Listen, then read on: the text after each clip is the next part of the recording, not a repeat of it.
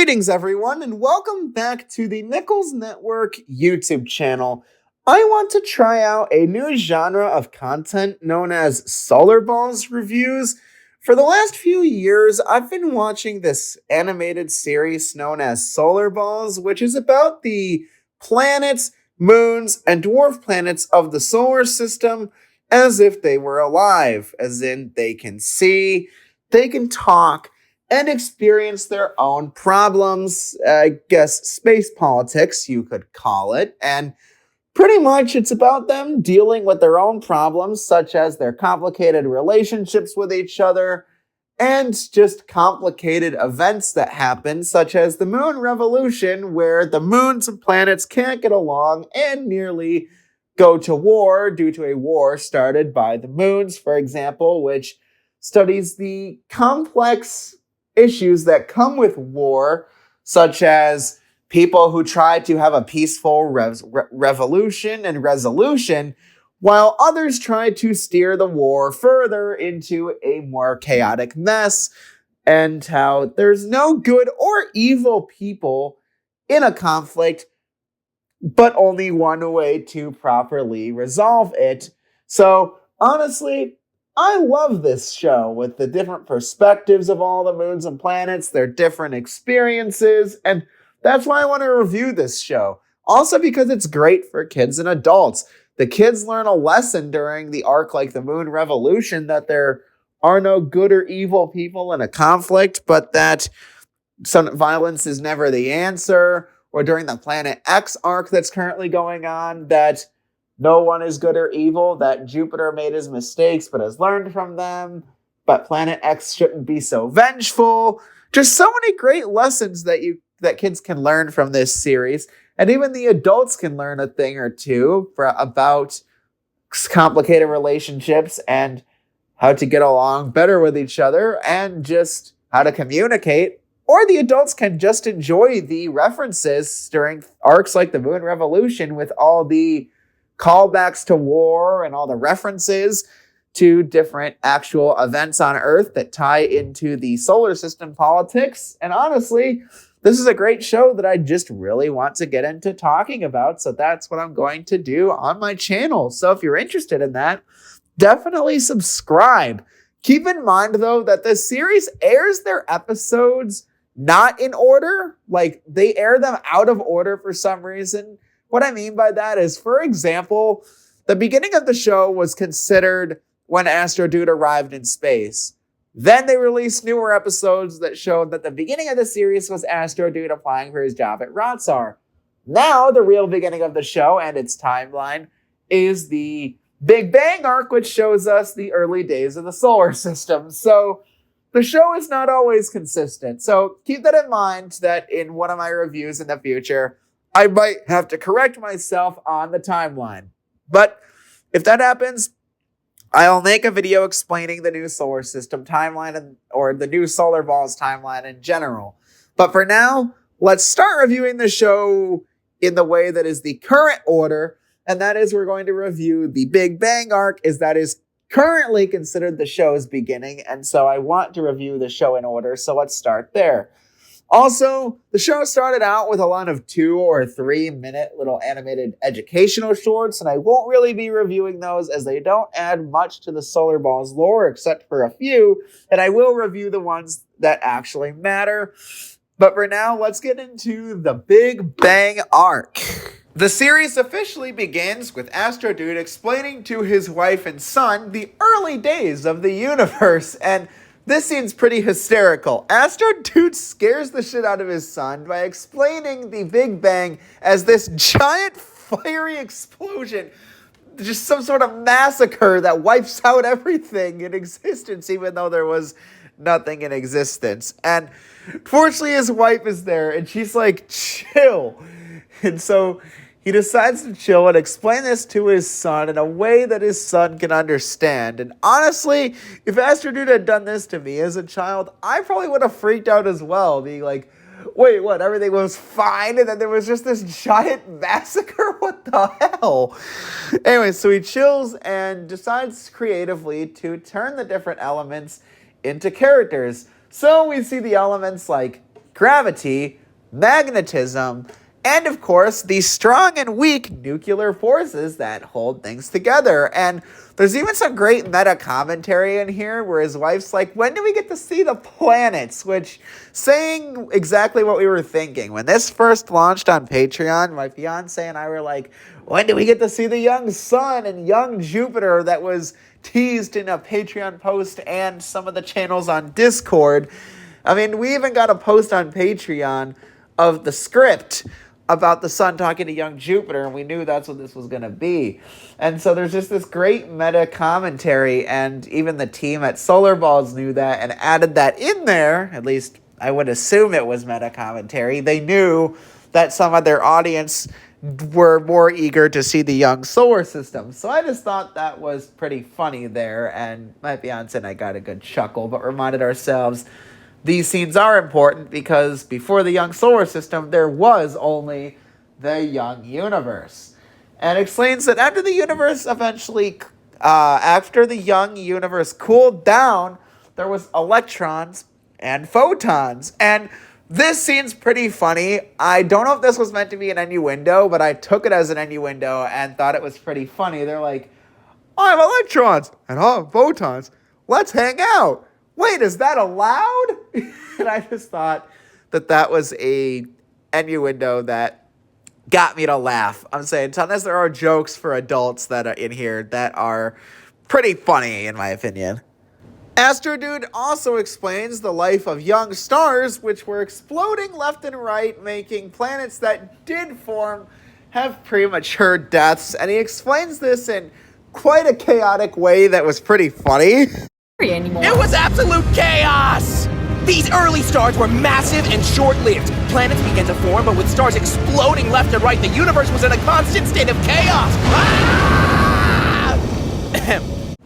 Eventually, a smaller star would be born, and that would be our sun. And we see the sun getting bullied by other stars, which was pretty depressing, I'm not gonna lie, but funny at the same time just to think about the idea that there's a such thing as baby stars in this show and that they will be picked on by bigger stars. It just adds a level of humanity to it because people do get bullied as children. And I just love how SolarBalls added a level of humanity to even the birth of younger stars. And so I just loved this scene. And then we get this exchange.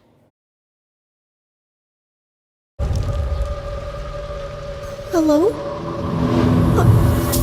Are you in pain? Run, little one. Hello? No! Don't go to sleep! Please! I don't want to be alone!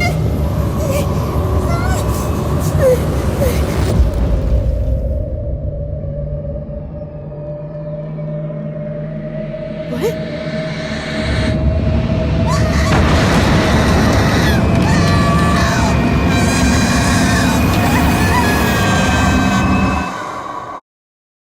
Well, that would explain why the sun acts so freaking crazy in SolarBalls. He's got more trauma than anyone could ever imagine.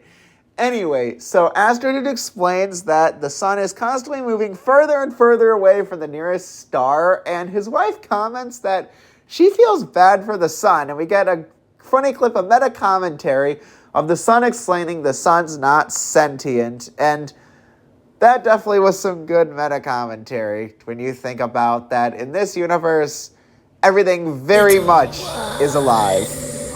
Hello?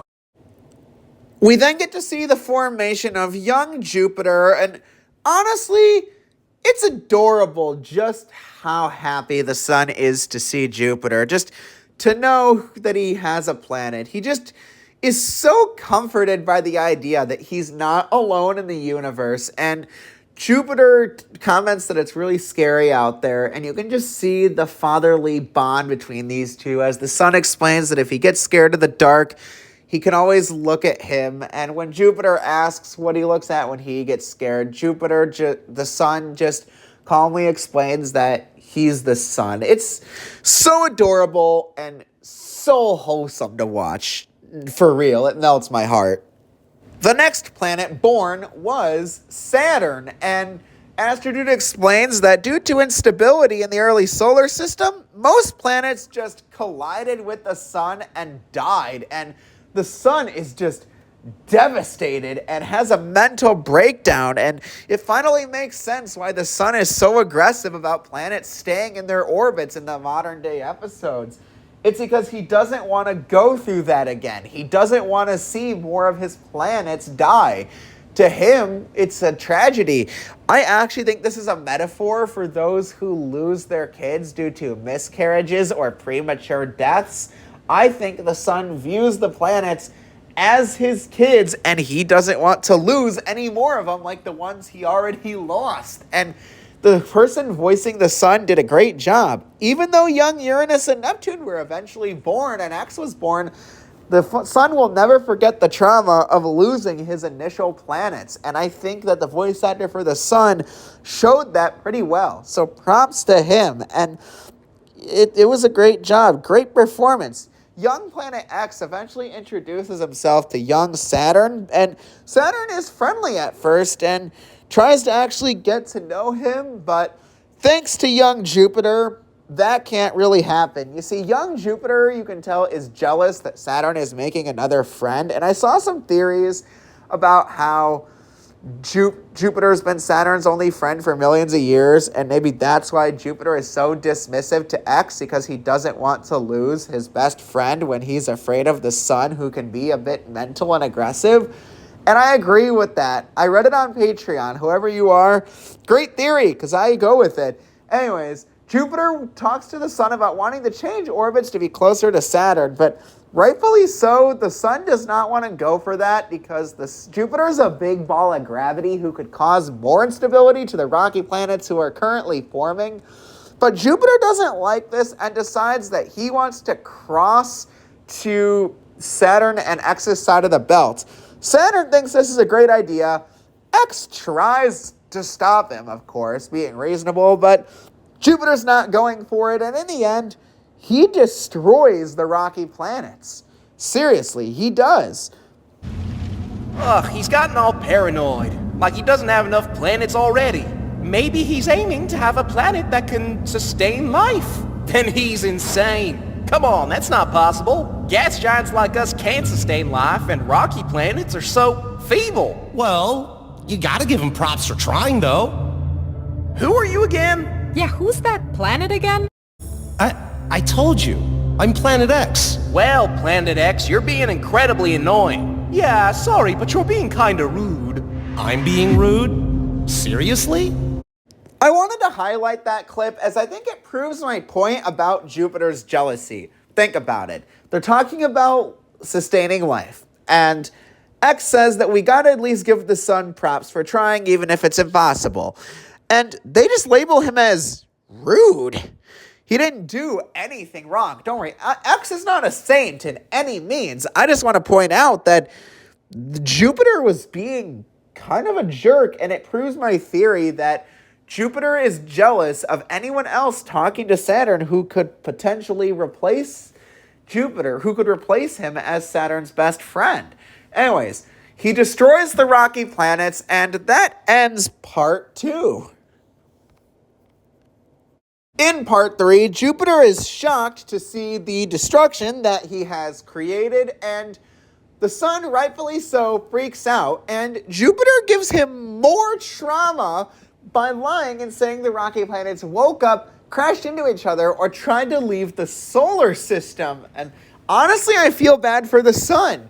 He rightfully, well, because he believes Jupiter and doesn't think Jupiter would lie to him, he rightfully believes that this actually happened, and it gives him more trauma into thinking his rocky planets died. And I feel bad for the sun completely, because first his early planets die on him, then his rocky kids die, and has to hear it from his oldest child, Jupiter. And I feel so bad for him.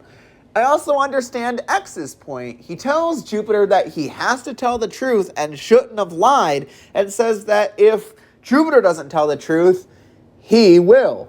Now, this is where I think X is a jerk, because X is a tattletale, and no one likes a tattletale. I understand that X needed to tell the truth, and the son deserves to know the truth, but X was being so forceful and pushy about it, and even guilt-tripping Jupiter into telling the truth and trying to make Jupiter and Saturn feel bad when they have already suffered enough. And I will say Saturn's not that great either. Saturn does lie for Jupiter and tell the sun that the rocky planets indeed tried to leave the solar system. And that doesn't make Saturn any better.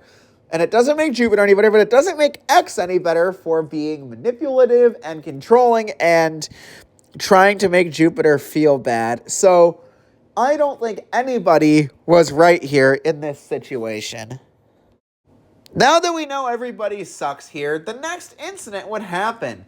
X continues to guilt trip Jupiter and tries to get him to confess, and Jupiter tries to explain that he's just not ready yet. I mean, I get it. Sometimes you make a really big mistake and you need a few minutes to just put your words together and plan how you're going to explain what happened.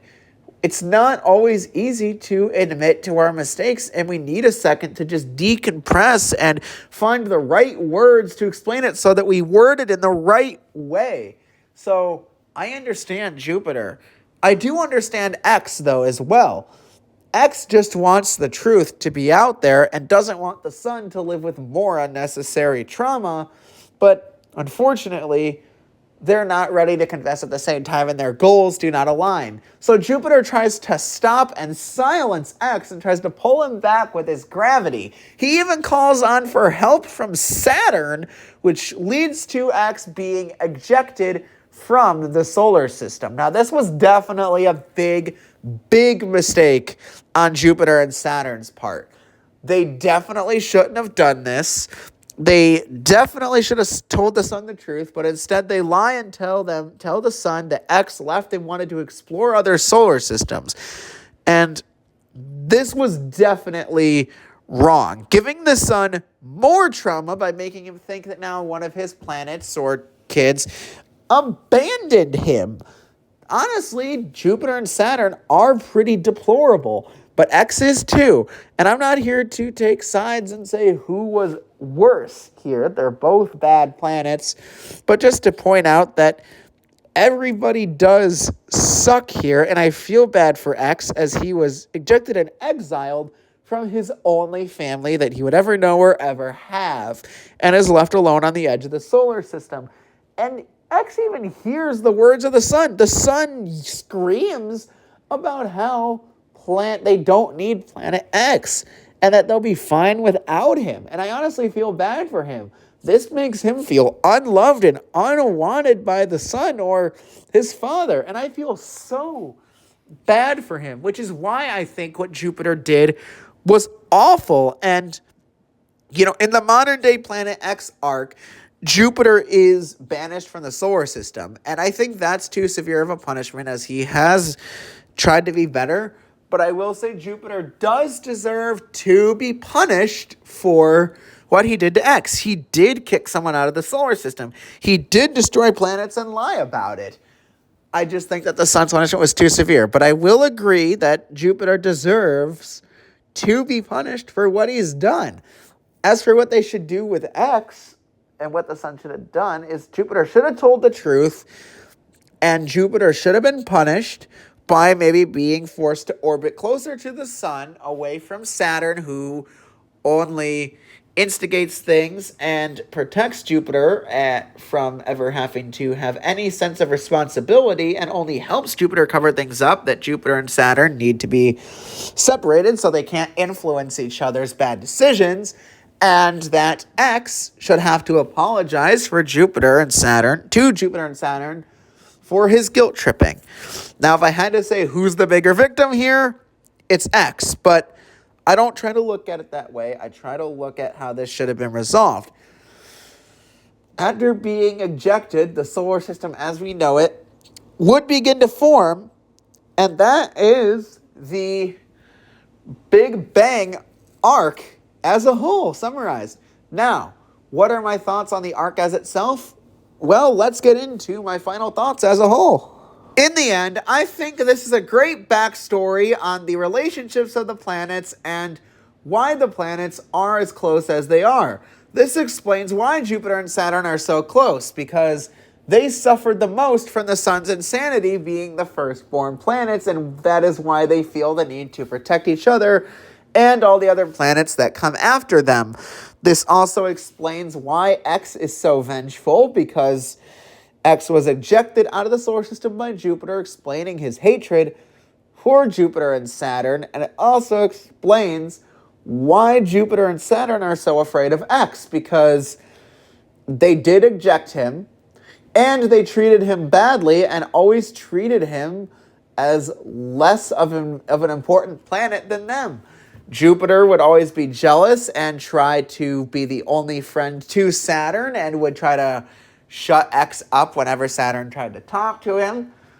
And Saturn would, for the most part, just go along with whatever Jupiter did. Saturn would just go along with it.